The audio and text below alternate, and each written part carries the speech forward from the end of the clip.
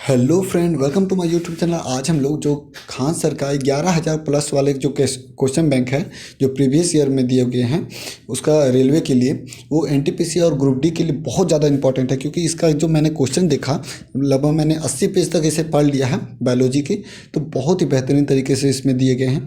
तो चलिए शुरू करते हैं। ये आपका लगभग कितना पार्ट हो मुझे नहीं ये तो मैंने अपलोड अभी तक तो देखना होगा।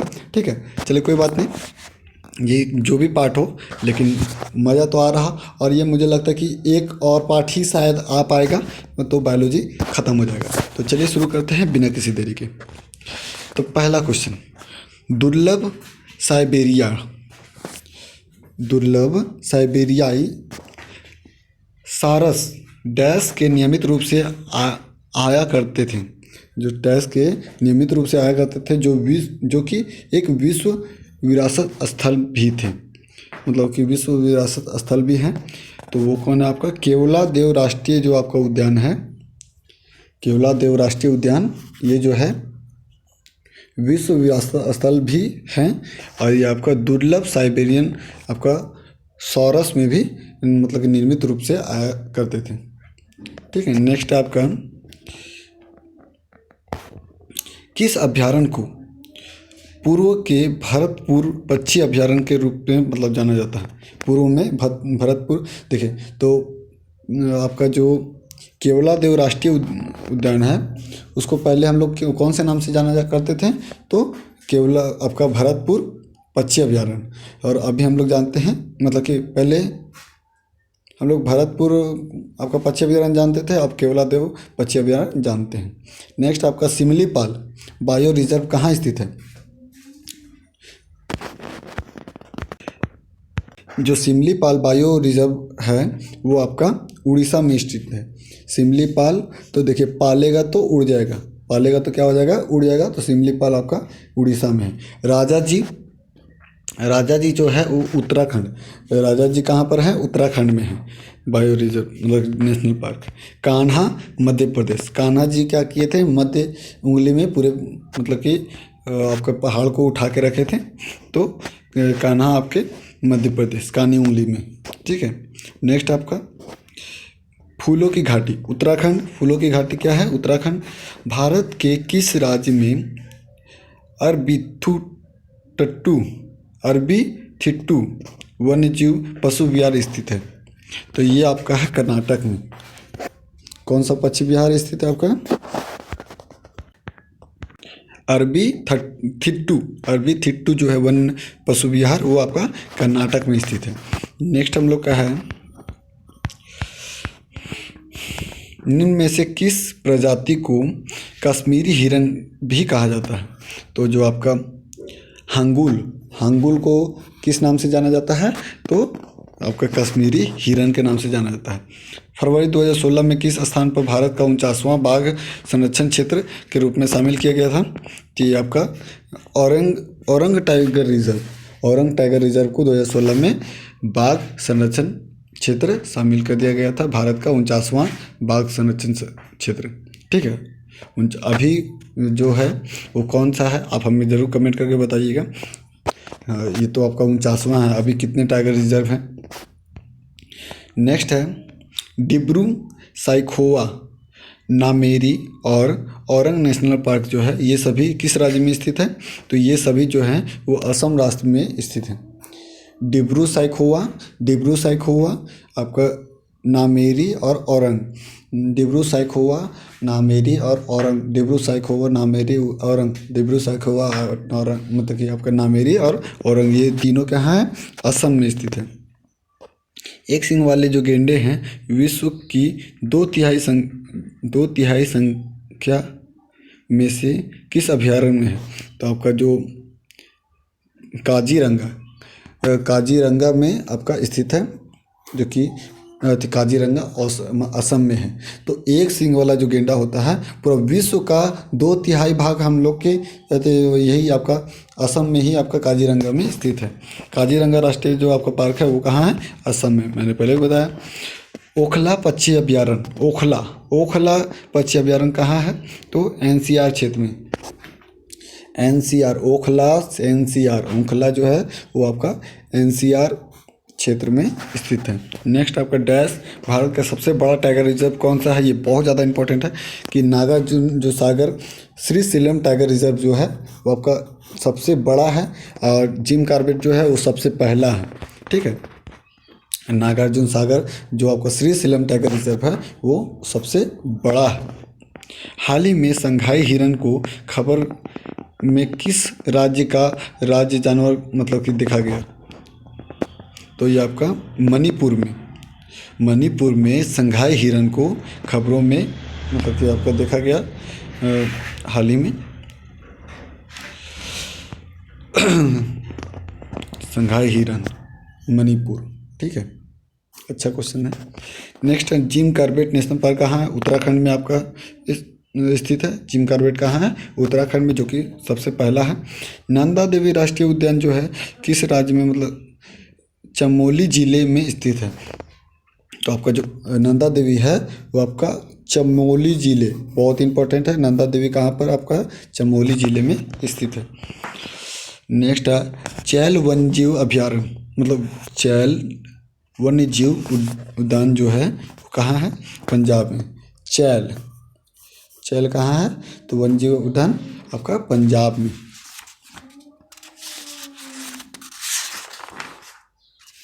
नेक्स्ट आपका गिर राष्ट्रीय उद्यान गुजरात में है। संजय गांधी राष्ट्रीय उद्यान, तो संजय गांधी महाराष्ट्र में है। संजय गांधी कहाँ है? महाराष्ट्र में, ठीक है, अच्छा क्वेश्चन है। नेक्स्ट है आपका वसदा राष्ट्रीय उद्यान। वसदा राष्ट्रीय उद्यान कहाँ पर है? तो ये आपका गुजरात में।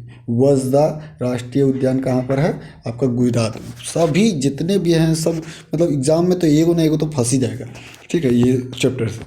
दाची ग्राम जो आपका नेशनल पार्क है वो आपका कहाँ है? जम्मू कश्मीर में। दाची ग्राम जो नेशनल पार्क है वो कहाँ है? आपका जम्मू कश्मीर में।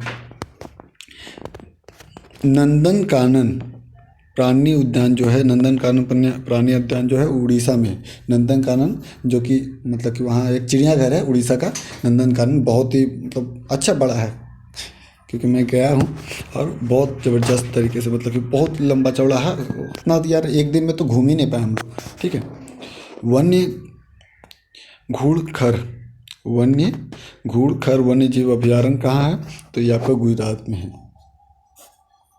नेक्स्ट आपका clouded leopard national park. Clouded leopard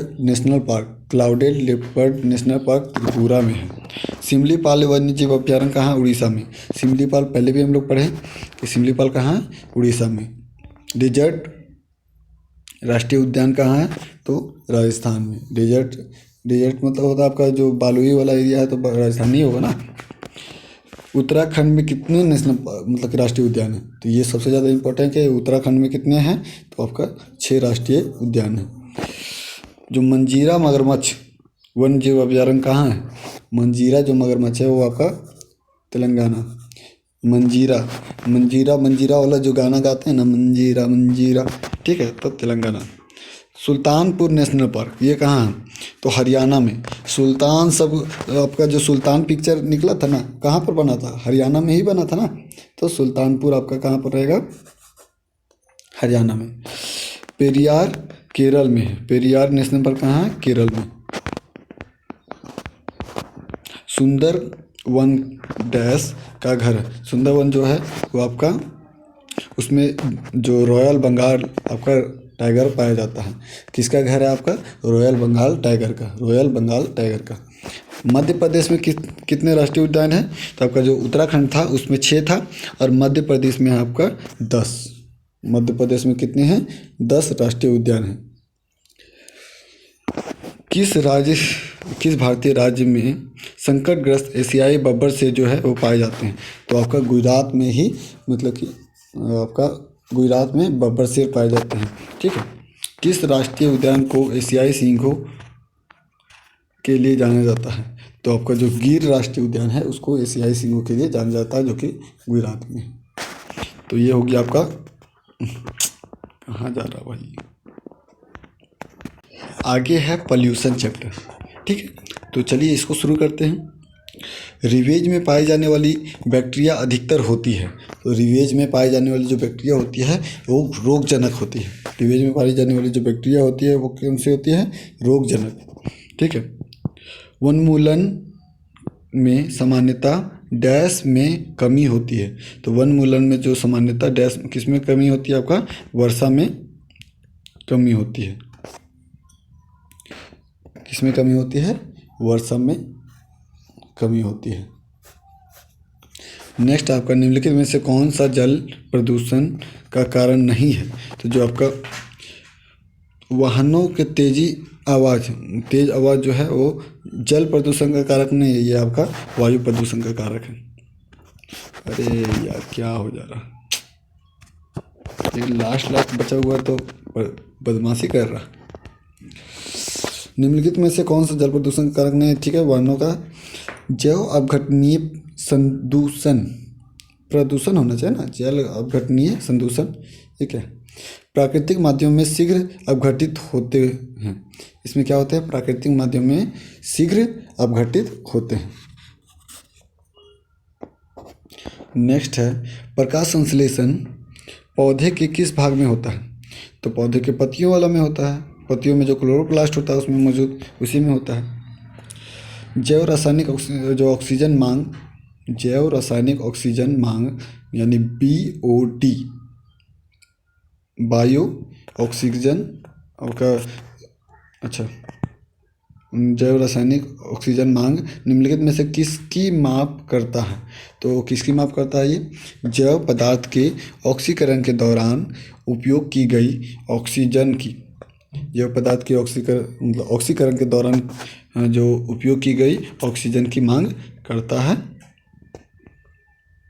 next, नदी जल में जैविक ऑक्सीजन मांग, जो आपका नदी जल में जैविक जो ऑक्सीजन की मांग जो है वो आपका जल में स्थित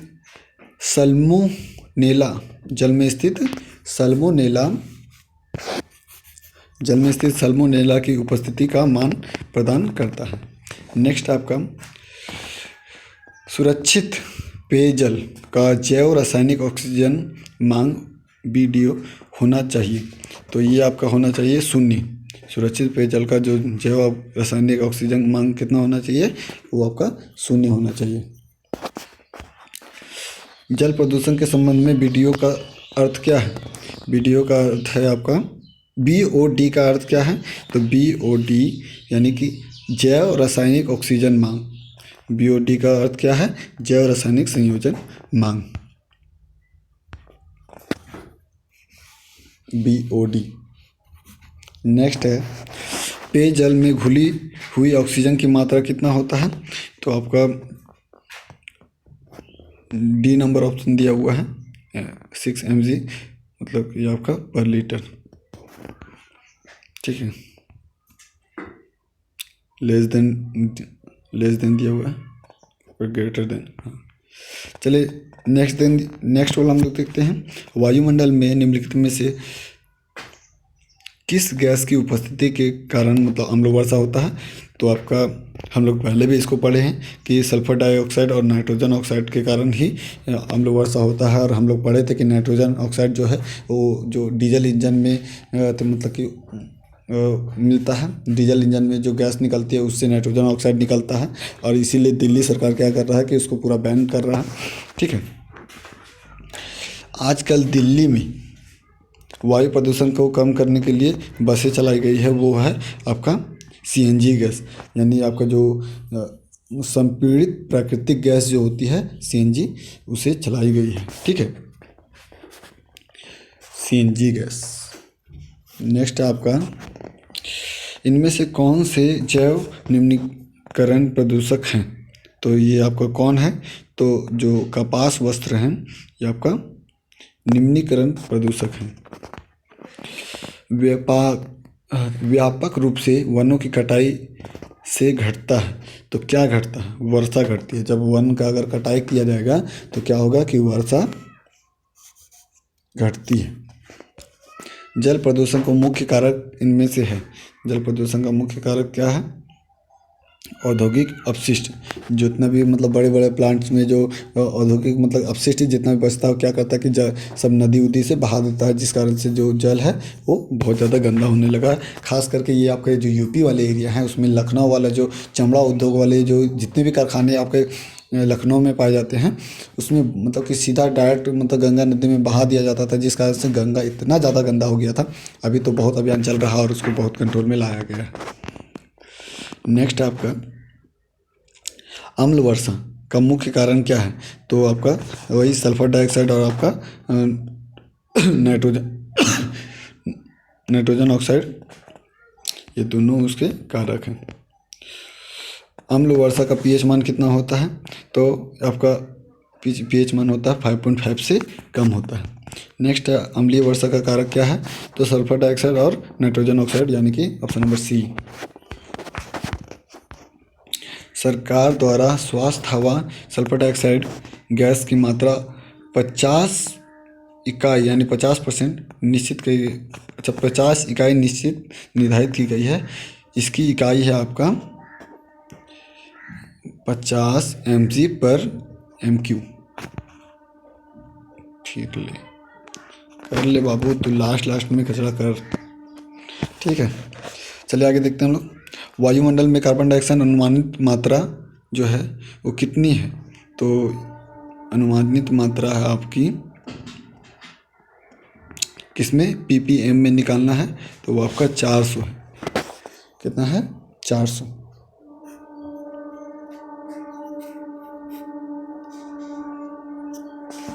नेक्स्ट है फ्लोराइड। फ्लोराइड प्रदूषण मुख्य रूप से प्रभावित करता है। फ्लोराइड जो प्रदूषण है वो मुख्य रूप से किसे प्रभावित करता है? दांतों को। किसे प्रभावित करता है? दांतों को। मृदा अपरदन रोका जा सकता है किससे? तो जो आप पेड़ अगर लगाकर मृदा अपरदन को मतलब अपरदन को रोका जा सकता है। नेक्स्ट है वातावरण में कार्बन डाइऑक्साइड की वृद्धि निम्न कारणों में से किसके कारण होती है? तो ये आपका होता है ABC यानी जीवाश्म ईंधन के ज़्यादा इस्तेमाल से वातावरण में कार्बन डाइऑक्साइड की वृद्धि होती है। वनों की कटाई से भी वृद्धि होती है। वाहनों की संख्या वृद्धि करने से भी होती है। नेक्स्ट है अम्लीय वर्षा के संदर्भ में निम्नलिखित में से कौन सा कथन सत्य है? तो ये आपका C नंबर। अधिकतम अम्ल सशक्त कार्बनिक अम्ल के कारण बनता है।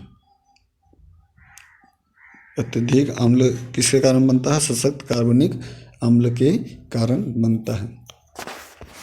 निम्नलिखित में से किसमें भारत में अधिकांश गांव पीड़ित है और किसी अन्य से नहीं?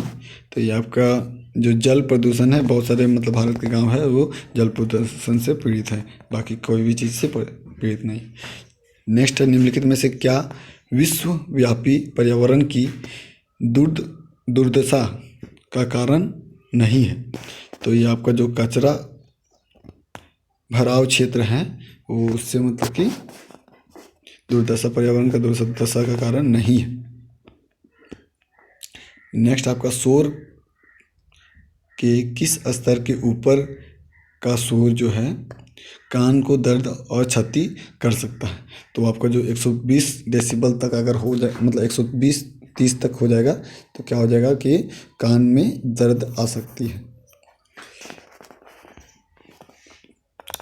नेक्स्ट है एक जलीय जीव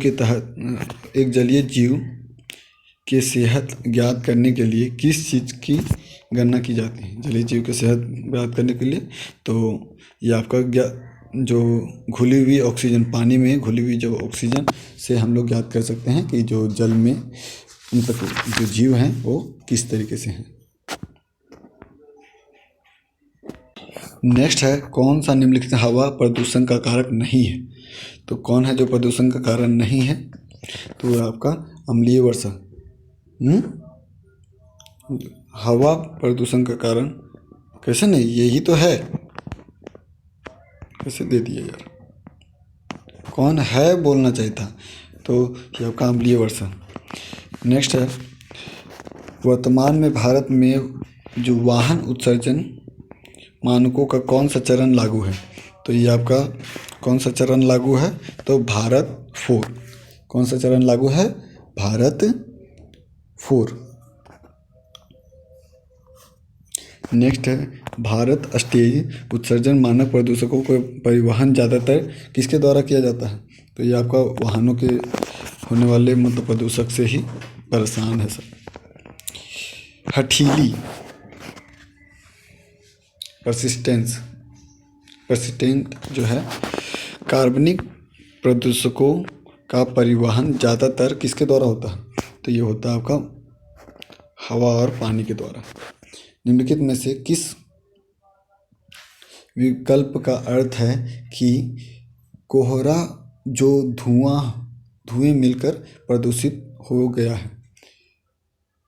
किसका अर्थ है कि आपका जो कोहरा जो है जो धुआं मिलकर प्रदूषित हो गया है?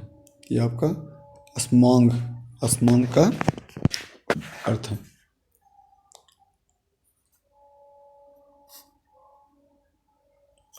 स्मॉग। नेक्स्ट, निम्नलिखित में से कौन सा प्रदूषक प्रकाश जो रासायनिक स्मॉग का एक प्रमुख कारक है?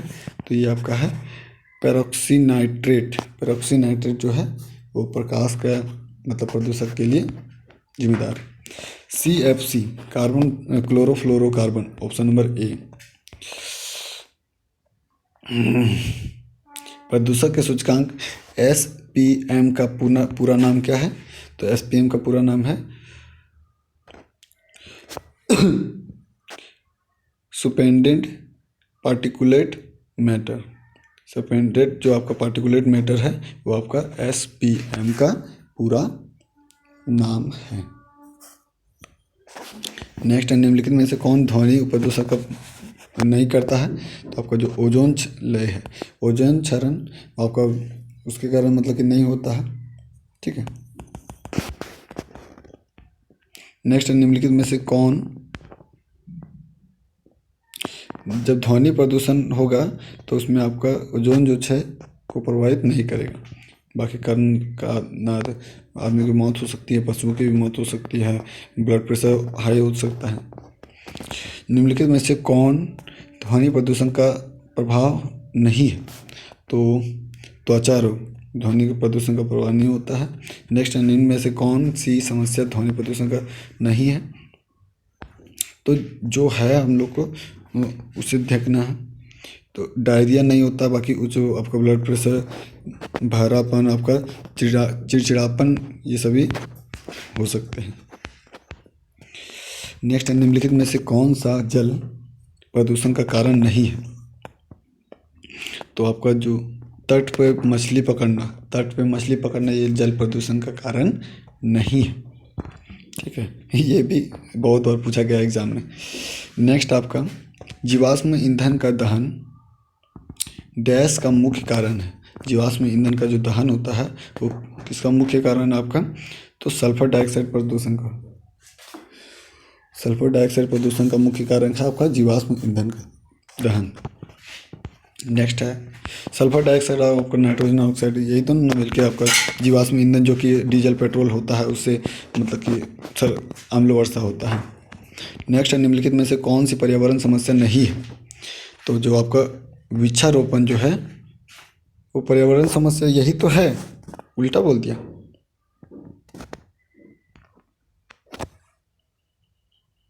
ठीक है, चलिए आगे देखते हैं। निम्न में से कौन सा पर्यावरण के अधिक अनुकूल है? तो आपका जो लकड़ी के कोयले का जलना, ये आपका पर्यावरण के अधिक अनुकूल है। शून्य उत्सर्जन वाहक का मतलब क्या होता है? तो वह जो शक्ति के स्रोत के जरिए पिछली पाइप से कोई प्रदूषक उत्सर्जन नहीं करता। हवा में मौजूद निम्नलिखित गैसों में से कौन सी गैस जो पीतल के मिनीकरण के लिए जिम्मेदार है? पीतल के मिनीकरण के लिए जिम्मेदार कौन है? तो हाइड्रोजन सल्फाइड जो पीतल के मिनीकरण के लिए जिम्मेदार है। नेक्स्ट, आपका जैव आवर्धन का कारण क्या है? तो क्लोराइड। ऑर्गेनोक्लोराइड जो है जैव आवर्धन का कारण है। नेक्स्ट आपका निम्न में से कौन सा डीडीटी के संबंध में सच है? तो डीडीटी के संबंध में कौन सच है? तो यह गैर संपर्क कीटनाशक है। बिल्कुल सही बात है, ये गैर संपर्क कीटनाशक है। बिना संपर्क में आए हुए ये कीट को क्लियर कर देता है। जो कीटनाशक डीडीटी का आविष्कार किसने किया था? तो ये किया था आपका Paul Hermann Muller. Paul Hermann Muller जो डीडीटी का आविष्कारक है। नेक्स्ट आपका पारंपरिक रॉकेटों के ईंधन के दहन के लिए मतलब फलस्वरूप उत्सर्जित गैस जो है वो उत्सर्जन होता है, कितना उत्सर्जन होता है उसमें? तो बहुत ज़्यादा, मैक्सिमम होता है आपका 4000 मीटर पर सेकेंड। आगे है रासायनिक तत्वों विशेष रूप से नाइट्रोजन फास्फोरस मिश्रित यौगिक तत्वों के पारिस्थितिकी तंत्र यानी इकोसिस्टम के संपन्न में को क्या कहते हैं? तो इसको कहते हैं यूट्रोफिकेशन कहते हैं। क्या कहते हैं इसे? यूट्रोफिकेशन। जब रासायनिक तत्व विशेष रूप से नाइट्रोजन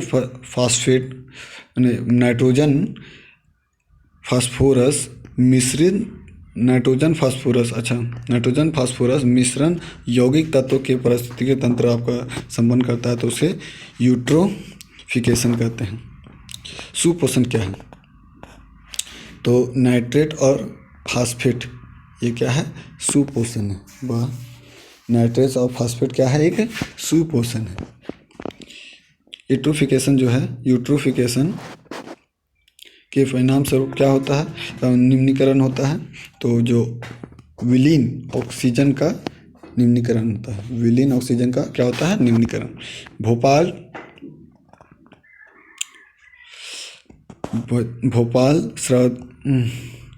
त्रासदी के दौरान कौन सी गैस मतलब रिसाव हो गया था? तो आपका मिथाइल आइसोसाइनाइड का हो गया था। नेक्स्ट आपका ऑटोमोबाइल से निकलने वाला जो सबसे खतरनाक धातु प्रदूषक कौन सा है? तो ये आपका है लेड यानी पारा, जिससे मिनीमाता रोग होता है। वायुमंडल में ओजोन परत हमें किससे बचाती है? तो अल्ट्रासोनिक किरणें से बचाती है, अल्ट्रावायलेट किरणें से। निम्नलिखित में से कौन सी गैस वायु के प्रदूषित नहीं करती है? तो आपका जो कार्बन डाइऑक्साइड है वो वायु को प्रदूषित नहीं करती है। चलिए, वायु को प्रदूषित कौन नहीं करती है? आपका कार्बन डाइऑक्साइड। ये तो हो गया, ये चैप्टर खत्म। अब है ओजोन लेयर, ओजोन परत। तो चलिए शुरू करते हैं ओजोन परत को। कॉलम एक्स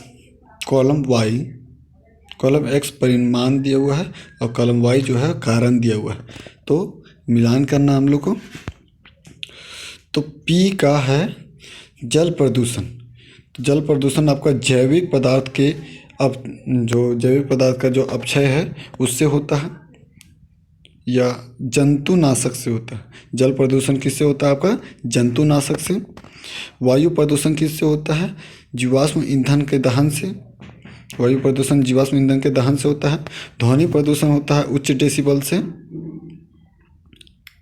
ध्वनि प्रदूषण किससे होता है? आपका जैविक पदार्थ के अपक्षय से। मृदा प्रदूषण जैविक पदार्थ के अपक्षय से। एक सेकेंड, थोड़ा सा अलग टाइप से लग रहा मुझे, थोड़ा गलत टाइप से क्यों लग रहा? ठीक है, इसको हम लोग देख लेंगे बाद में। चलिए कोई बात नहीं, आगे हम लोग देखते हैं। अंटार्कटिका में ओजोन छिद्र निम्न में से किस मौसम में स्पष्ट रूप से दिखाई देते हैं?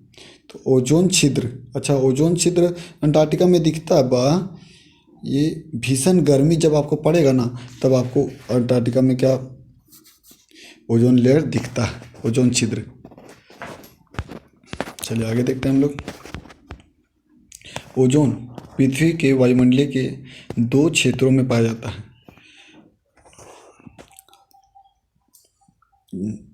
जिसमें से आपका डैश ज़मीनी स्तर डैश को भर देते हैं। तो धुआं जो है ज़मीनी स्तर पर और वातावरण के ऊपरी क्षेत्रों में, जबकि जो ऊपरी वायुमंडल ओजोन जो सूरज की हानिकारक किरणों से पृथ्वी की रक्षा करता है। ज़मीनी स्तर पर ओजोन किस प्रकार, मतलब कि आपका जो ओजोन परत है वो ओजोन परत किस प्रकार मुख्य घटक है, किस का मुख्य घटक है, तो धुआं का एक मुख्य घटक है। मतलब धुआं के जैसा मतलब कि रहता है।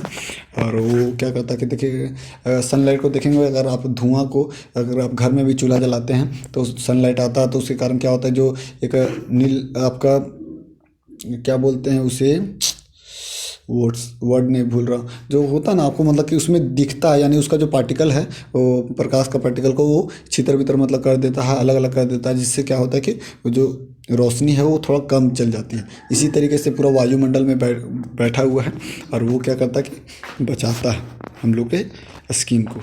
ओजोन का रासायनिक नाम है आपका O3। ठीक है, वो एक सड़े हुए मतलब कि मछली की तरह गमकता है ओजोन गैस। ओजोन सतह का संरक्षण संबंधी जो आपका अंतर्राष्ट्रीय दिवस मनाया जाता है ओजोन दिवस, वो आपका 16 सितंबर को मनाया जाता है। कौन सा दिवस? ओजोन दिवस। इनमें से किसका ओजोन द्वारा ऑक्सीकरण नहीं हो सकता है? तो किसके द्वारा? तो पोटेशियम मैग्नीज O का पावर 4, ये क्या है तो चेक कर लेंगे। ठीक है, तो इसके द्वारा आपका किया जाता है। नेक्स्ट आपका ओजोन परत ओजोन परत जीवों के लिए लाभदायक है। ओजोन परत जीवों के लिए लाभदायक है। क्यों लाभदायक है? क्योंकि उसमें जो सूर्य की किरण, जो पराबैंगनी किरणें होती है वो उससे रक्षा करता है। ओजोन परत जो है में छेद के लिए उत्तरदायी प्रदूषक है आपका chlorofluorocarbon, option number D. Next, निम्नलिखित में से कौन सा पदार्थ ओजोन क्षयकारी नहीं है? तो आपका जो सोडियम सिलिकेट जो है, सोडियम सिलिकेट वो क्या है, ओजोन को क्षय नहीं कर सकता है। नेक्स्ट है ओजोन मनुष्य की रक्षा करता है। तो ओजोन जो है वो पराबैंगनी किरणें से हमारे शरीर को रक्षा करता है। ओजोन परत किसके ऊपरी क्षेत्र में अवस्थित है? तो ओजोन जो परत है बी और ए, ट्रोपोस्फियर और आपका स्ट्रेटोस्फियर। ट्रोपोस्फियर और स्ट्रेटोस्फियर, इसमें दोनों ऑप्शन दिया हुआ है, तो हो सकता है कि दोनों पे ऊपर मतलब कि क्षेत्र में स्थित होता है। नेक्स्ट है ओजोन परत के अवक्षय के कारण, ओजोन परत के अवक्षय के कारण किस देश में आपका त्वचा कैंसर के दीर्घकालीन मतलब कि आपका समस्या है? तो जो आपका ऑस्ट्रेलिया है, ऑस्ट्रेलिया में ओजोन परत का मतलब क्षय होने के कारण क्या है, वहाँ पर सबसे ज़्यादा मतलब कि स्किन कैंसर पीड़ित लोग मिलते हैं। नेक्स्ट क्वेश्चन है आपका,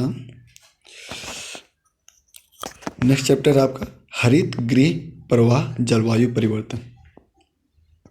ठीक है, ग्रीन हाउस इफेक्ट और एलिमेंट चेंज।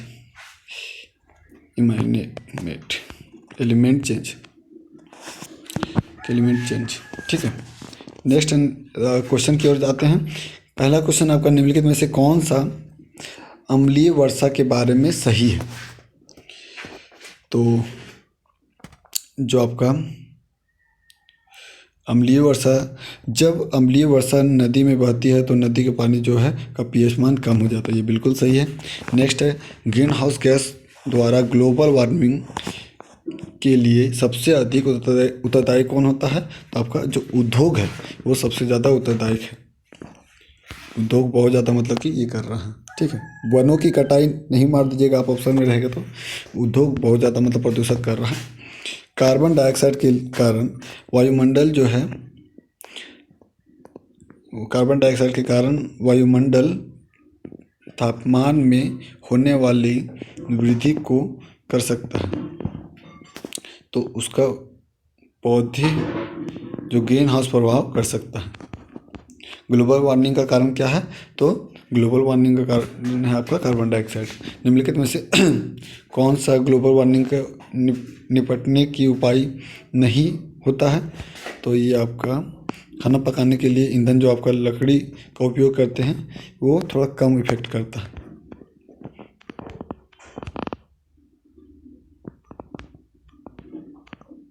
अच्छा, ठीक है। नेक्स्ट, निम्नलिखित में से कौन सी ग्रीन हाउस गैस नहीं है? तो जो ऑक्सीजन है वो ग्रीन हाउस गैस नहीं है। नेक्स्ट है, निम्नलिखित में से कौन सी गैस ग्रीन हाउस गैस नहीं है? फिर से है, तो आपका जो हाइड्रोजन है वो भी ग्रीन हाउस गैस नहीं है। आपका ओजोन, जलवाष्प और नाइट्रस ऑक्साइड ये सभी ग्रीन हाउस गैस है। नेक्स्ट आपका शब्द का संदर्भ एसाइड अमाउंट यूनिट से है। शब्द का संबंध आपका एसाइड अमाउंट यूनिट से है। ये जो डैश की सीमा निर्धारित करता है। तो किसकी सीमा? तो ग्रीन हाउस गैस के उत्सर्जन की सीमा निर्धारित करता है।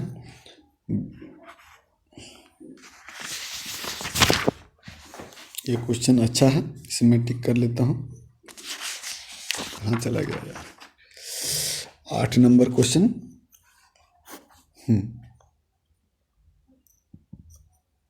शब्द। नेक्स्ट है, वह ग्रीन हाउस गैस कौन सी है जिसमें हंसने वाली गैस भी होती है? तो नाइट्रस ऑक्साइड। वह ग्रीन हाउस गैस कौन सी है? ऐसा गैसीय मिश्रण होता है, मतलब कि एक ग्रीन हाउस गैस कोई भी ऐसा गैसीय मिश्रण होता है जो डैश के लिए सक्षम होता है। तो ये आपका ना दृश्य और ना ही और रक्त विकिरण के लिए सक्षम होता है। नेक्स्ट है, कथन को अनुसरण करते हुए उनके कुछ निर्देश मतलब दिए गए हैं नीचे, उसको देखना है।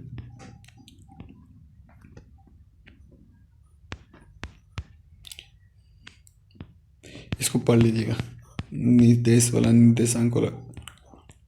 तो ठीक है। किसी भी स्थान के पर्यावरण पर कारकों का नियंत्रण होता है। तो जलवायु द्वारा, किसके द्वारा होता है? जलवायु के द्वारा किसी भी स्थान पर पर्यावरण का, उसके कारकों का कंट्रोल किया जा सकता है। ग्रीन हाउस प्रभाव के कारण है। तो ग्रीन हाउस प्रभाव जो है वो किसके कारण होता है? तो पृथ्वी का जो तापमान अगर मान लो कि बढ़ जाता है, ग्रीन हाउस प्रभाव के कारण क्या होता है? पृथ्वी का तापमान बढ़ जाता है। अच्छा क्वेश्चन है, टिक कर लेते हैं। चलिए आगे देखते हैं। नेक्स्ट चैप्टर है आपका वन्य जीव संरक्षण एवं प्रबंधन। क्या करते हैं, इसको हम लोग लास्ट पार्ट में इसको बना लेते हैं, क्योंकि देखिए अब लगभग 200 क्वेश्चन लगभग में आसपास में बचा हुआ है। तो इसको हम लोग अगर मान लो उस पार्ट में बनाएंगे तो क्या होगा कि मतलब कि एवरेज में दोनों मतलब 1 घंटा का हो जाएगा। और इसको तो और मान लीजिए कि अगर इसको बना लिए 1 घंटा मतलब कि और घिस दिए तो पता चलेगा कि लास्ट वीडियो आधा घंटा का हुआ। ठीक है, तो इसको यहीं समाप्त करते हैं। अगर मेरे चैनल को मतलब कि आप मेरे वीडियो को नहीं प्राप्त कर पा रहे तो आप मेरे चैनल को सब्सक्राइब कर दीजिएगा और बेल आइकन दबा दीजिएगा, ताकि मैं मतलब कि जैसे ही वीडियो अपलोड करूँ उसका नोटिफिकेशन सबसे पहले आपके पास आए। ये तो सिर्फ बायोलॉजी है, अभी हम लोग पूरा सभी को जो फिजिक्स, केमिस्ट्री, बायोलॉजी, जो फिजिक्स है खास करके उसको ध्यान दीजिएगा कि न्यूमेरिकल के साथ मैं बताऊँगा, जो कि खान सर का जो फिजिक्स है उसका न्यूमेरिकल उससे ज़्यादा मतलब कि आपको आने वाला है नहीं। ठीक है, बहुत सफिशिएंट दिया हुआ है। तो मिलते हैं नेक्स्ट वीडियो में। धन्यवाद।